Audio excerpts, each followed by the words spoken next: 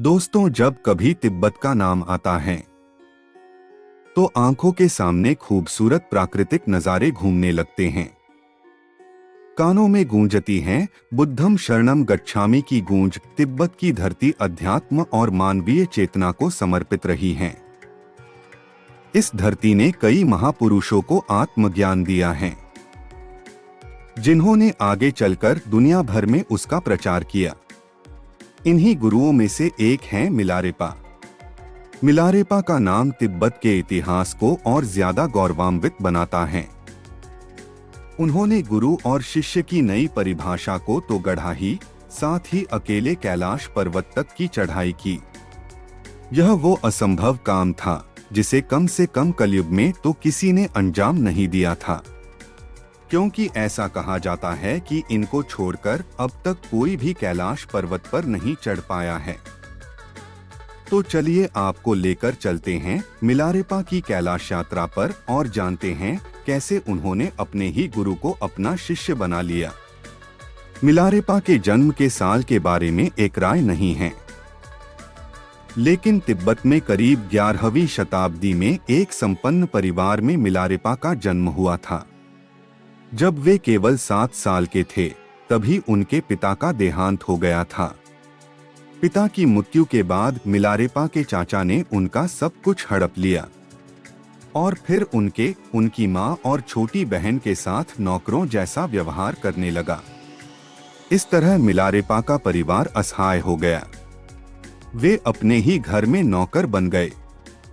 उनकी मां ने चाचा से अपनी संपत्ति वापस लेने के अनेक प्रयास किए, लेकिन वह सफल नहीं हो पाई।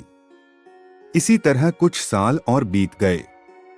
मिलारेपा अपने चाचा के दुर्व्यवहार के चलते बदले और गुस्से की भावनाओं के साथ बड़ा हुए और वयस्क होते ही अपना घर छोड़कर चले गए।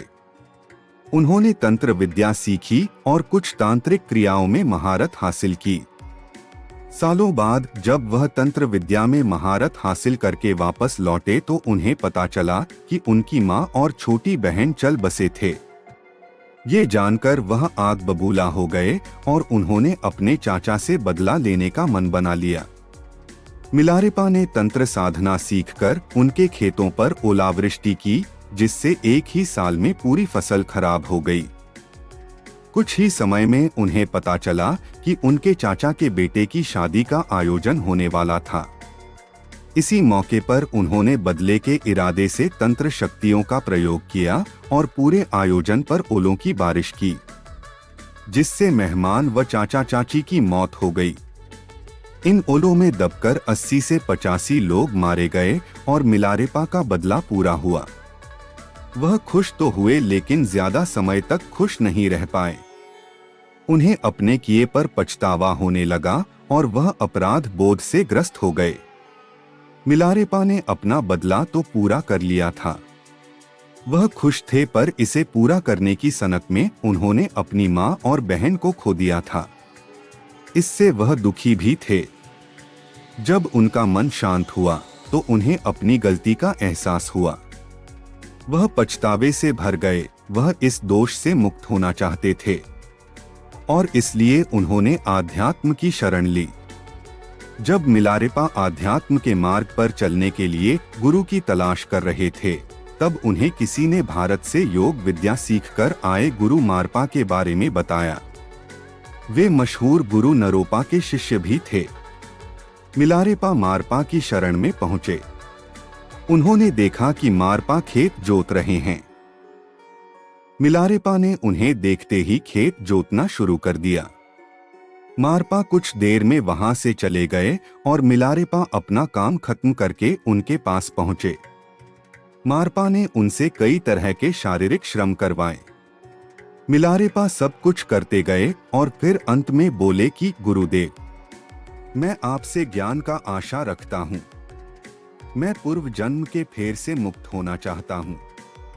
मैं यहाँ आपको अपना शरीर, अपना दिमाग और अपनी बोली अर्पित करता हूँ और बदले में खाना, कपड़े और ज्ञान की अभिलाषा रखता हूँ। मारपा ने कहा कि मैं तुम्हें ज्ञान दे सकता हूँ, पर अपने रहने खाने का इंतजाम खुद करना होगा। मिलारेपा ने गुरु मारपा की यह बात स्वीकार कर ली और वह खाने का इंतजाम करने के लिए भिक्षा मांगने निकल गए।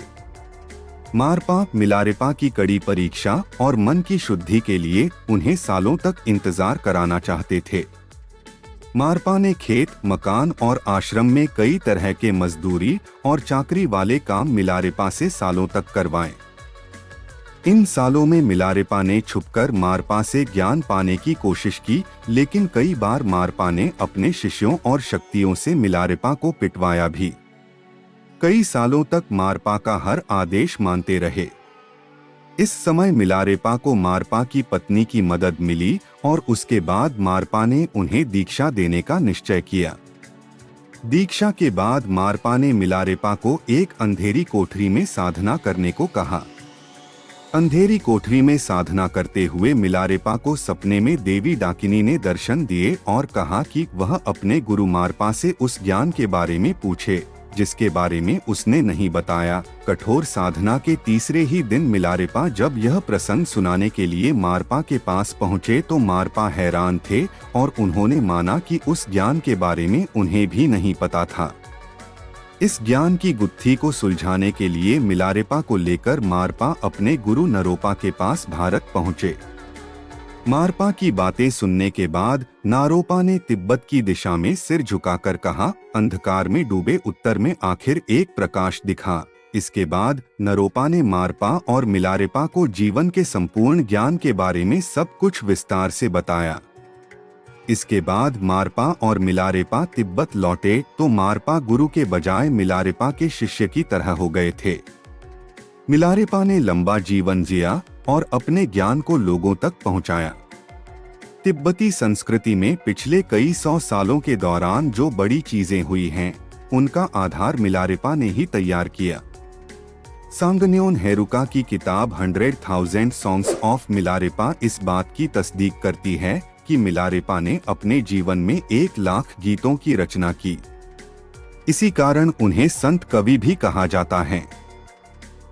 लाइफ ऑफ मिलारेपा किताब में भी मिलारेपा के गीतों के इस चक्र का ब्यौरा है। दोस्तों, मिलारेपा की कहानी इस आदर्श का बखान करती है कि एक हत्यारा भी सही मायनों में प्रायश्चित और कठोर साधना से अवतार या सिद्ध साधु बन सकता है। दोस्तों, वीडियो अगर पसंद आई हो तो लाइक्स, सब्सक्राइब और शेयर करना ना भूले। पूरा वीडियो देखने के लिए आप लोगों का बहुत बहुत धन्यवाद।